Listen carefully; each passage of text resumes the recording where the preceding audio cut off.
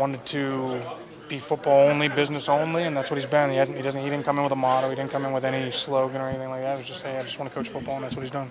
How would you describe him as a coach? Straight to the point. I mean, that's what he is. I mean, what you see from him, probably in your guys' deals, what we see from him too. So, team meetings are quick, straight to the point. He goes over the schedule, does what he has to do, and then, once we get on the field, it's football and football only. When he has had, I don't know if he has had an opportunity or necessarily felt to kind of remind you guys or something, or tell you guys something what's doing wrong, how does he do it?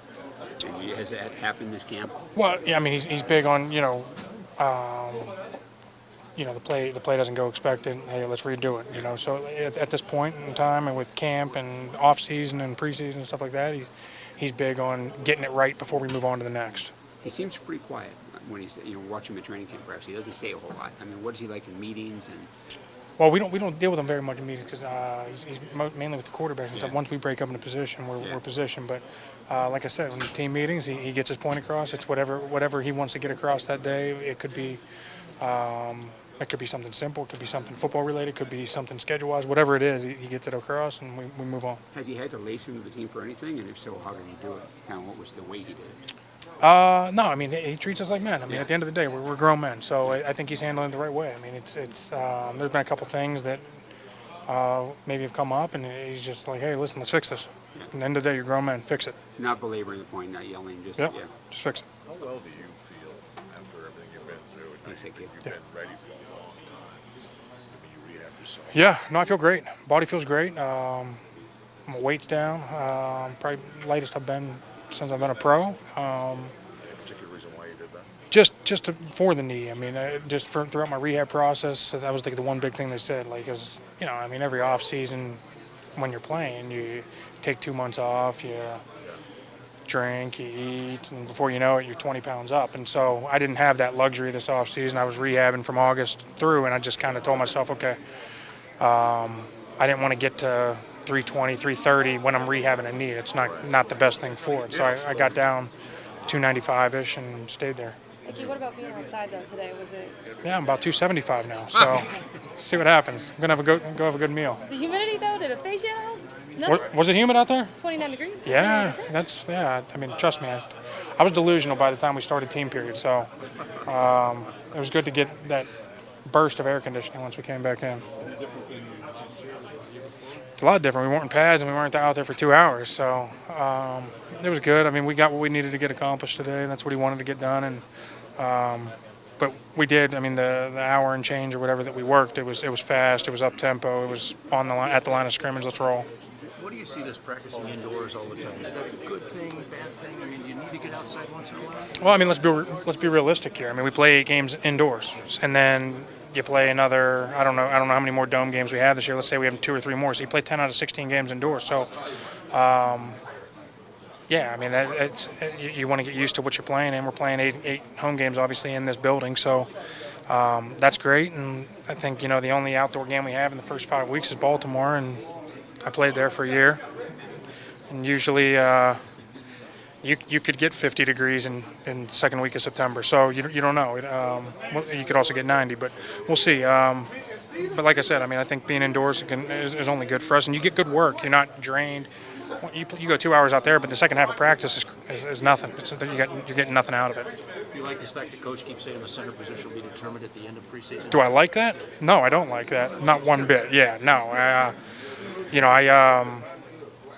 I'm here to win a job. The sooner I can. Obviously, I'd like that a lot better than hearing it in September.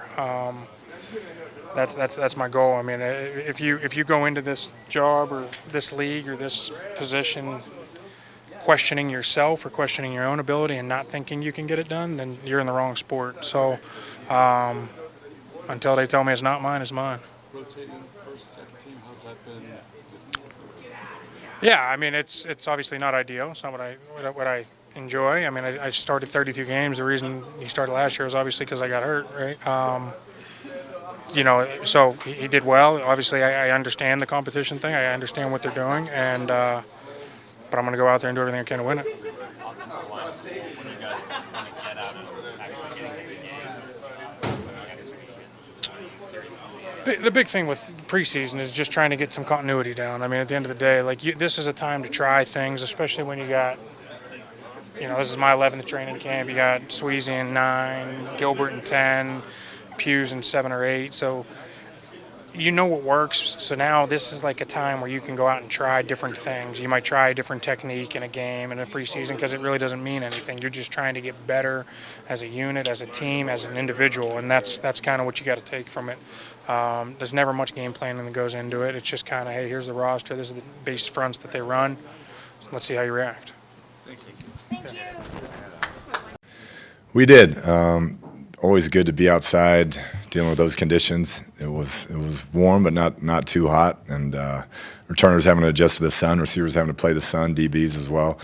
So we got the work we needed, and just wanted high intensity, less volume based upon kind of how we've set up our practices with our sports science crew and their recommendations.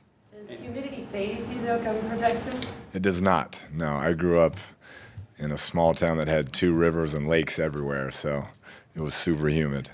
Do you have an update on Isabella?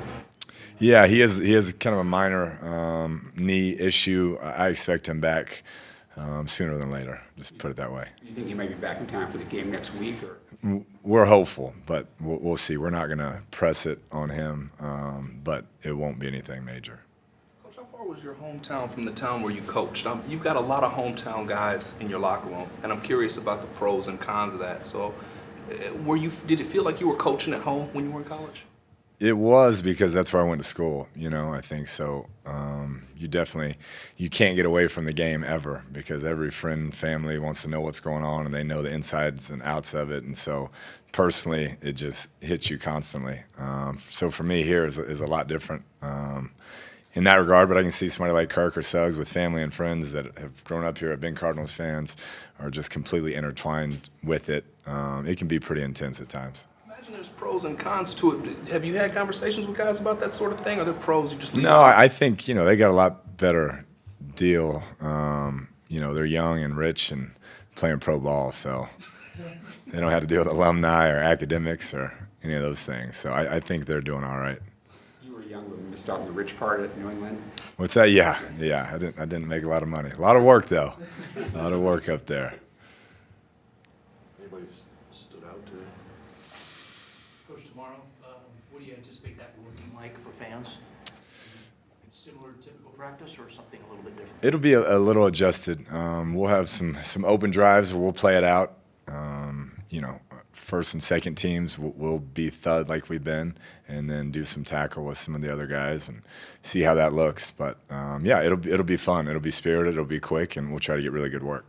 I saw a quote where somebody was saying that they felt like being an NFL head coach was 10 or 15% actual coaching, and then the rest of it was all this other stuff. Have you found that to be true? Do you feel like you can coach as much as you want to coach and still get the rest of the head coaching part of it done? I think there's a lot of different ways you can set it up, obviously. I mean, you see people around the league who are heavily involved in play calling, and some that take more of the CEO approach, and all have been wildly successful. And so I think it's just how you set it up, type of people you have around you, and how you build your staff.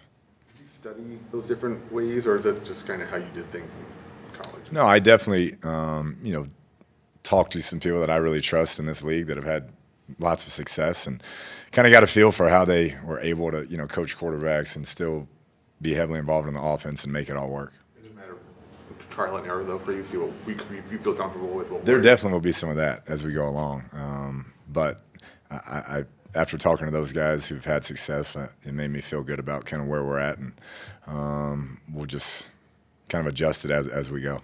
Are you still reaching out to guys around the league during training camp, or is it more internal? No, I'm not. Everybody has enough issues on their own. They don't need me calling, asking questions. So just working with Vance has really been good. I think he's a guy who can be a really good sounding board for me right now while we're kind of in the trenches together. You were a player back then, but what did you see from Bill Belichick? Obviously a great coach. And are there things that you look back and say, hey, he did this really good way, and I want to try to do things similar? Yeah, I think just the level of preparation, with that team each and every day. It didn't matter. It was a preseason game. It was off-season practice. You were going to be prepared. You're going to know what's going on, and that's why he's had such great success. And that'd probably be the biggest thing I took from him, was watching his work ethic and then the level of preparation that he put his team through. When it comes to game plan specifically, people talk about the job he did in the Super Bowl. He's known for that. How big a role, I mean, can that play for a team if a coach can successfully game plan week to week? And what was it like watching him do it? Yeah, it starts with the players, obviously. I mean, it's about those guys. But when you have great coaches like Coach Belichick, and he, gets a read on something or comes up with a scheme that is working, I mean, that's why he's the best to ever do it.